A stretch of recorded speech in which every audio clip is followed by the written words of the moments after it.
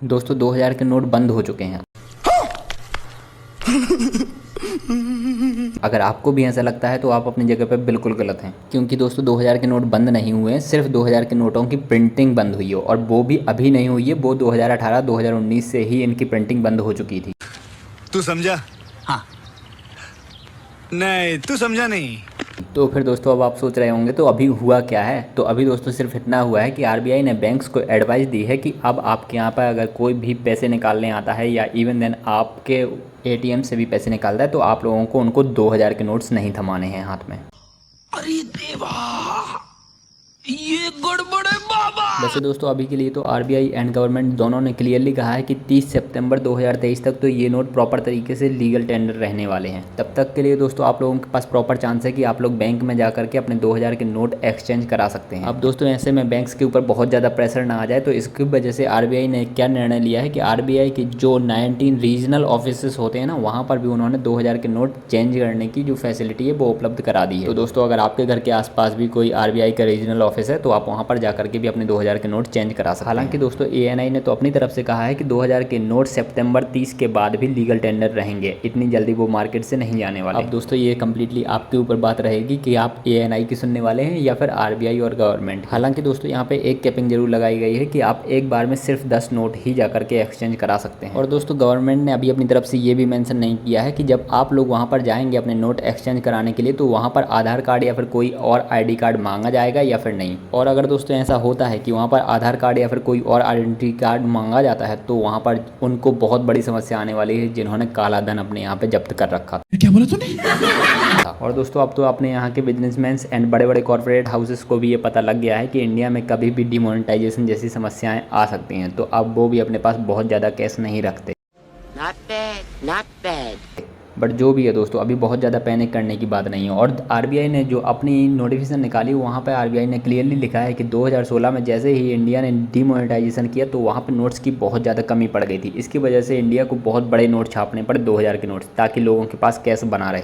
अच्छा, हमको सिखा रिया है। बट दोस्तों जैसे ही 2000 का नोट चलन में आया तो वैसे ही उस नोट की जमाखोरी शुरू हो गई एंड मार्केट में बहुत सारी न्यूज़ इस तरीके से उड़ने लगी कि 2000 के नोट के थ्रू तो और भी आसानी से काला धन जमा किया जा सकता है। वैसे दोस्तों इसमें कोई दोहराए वाली बात भी नहीं है, क्योंकि 2000 के नोट के थ्रू तो बहुत आसानी से काला धन जमा किया जा सकता है। और दोस्तों इसी समस्या से निपटने के लिए आरबीआई ने 2018-2019 में ही 2000 के नोट प्रिंट करने बंद कर दिए थे। और आप अंदाज़ा लगाएंगे कि मार्च 31, 2018 में जो 2000 के नोट थे उनका कैश फ्लो मार्केट में 37.5% था, जो कि 2023 में अब रह गया है सिर्फ 10%। एंड ऑलरेडी दोस्तों आप लोग भी शायद मार्केट में ये वाली चीज़ तो ऑब्जर्व कर ही पा रहे होंगे कि मार्केट में अब 2000 के नोट आप लोगों को ऑलरेडी बहुत कम ही देखने को मिलते हैं। तो इस जो डिसीजन लिया गया है इसका इम्पैक्ट आप लोगों या फिर किन्हीं भी आम लोगों पर तो बहुत ही कम पड़ने वाला है। जो भी है दोस्तों हमें तो नहीं लगता कि आप लोगों को या फिर किसी भी आम आदमी को बहुत ज़्यादा घबराने की ज़रूरत है। इस वाले डिसीजन से तो सिर्फ उन्हीं को घबराने की ज़रूरत है जिनके पास एक्चुअली में काला धन पड़ा हुआ है।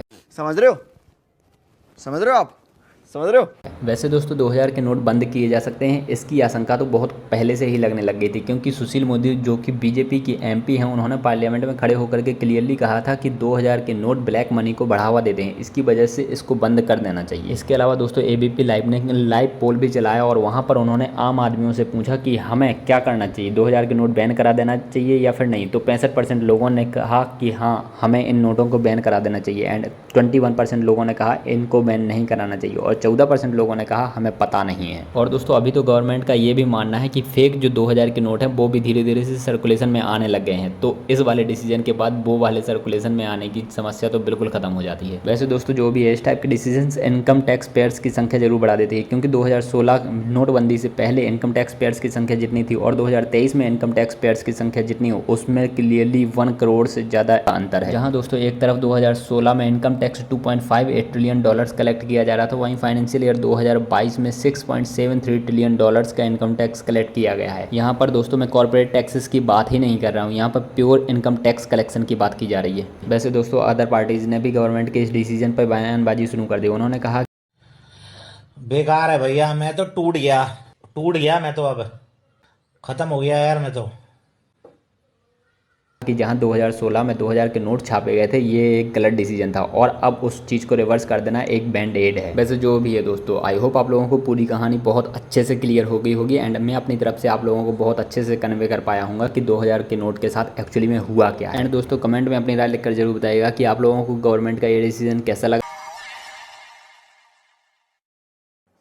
सिर्फ खूबसूरत नहीं, अच्छा या बुरा जो भी है कमेंट में जरूर लिखिएगा। एंड दोस्तों आप लोगों की लाइफ पे इस डिसीजन का क्या इम्पैक्ट पड़ सकता है ये वाली लाइन भी आप लोग कमेंट में जरूर लिखिएगा। एंड फाइनली दोस्तों अगर आप लोगों को इसी टाइप के और वीडियो देखने हैं तो आप लोग हमारे चैनल को विजिट कर सकते हैं एंड सब्सक्राइब करना बिल्कुल मिस मत कीजिएगा। एंड अगर आप लोगों को लगता है कि ये इन्फॉर्मेशन आप लोगों के दोस्तों और फैमिली मेंबर के लिए भी इंपॉर्टेंट हो सकती है तो आप उन्हें भी शेयर करना बिल्कुल मिस मत कीजिएगा। मिलते हैं अगले वीडियो में, आप लोग अपना ध्यान रखिएगा। Bye bye, take care.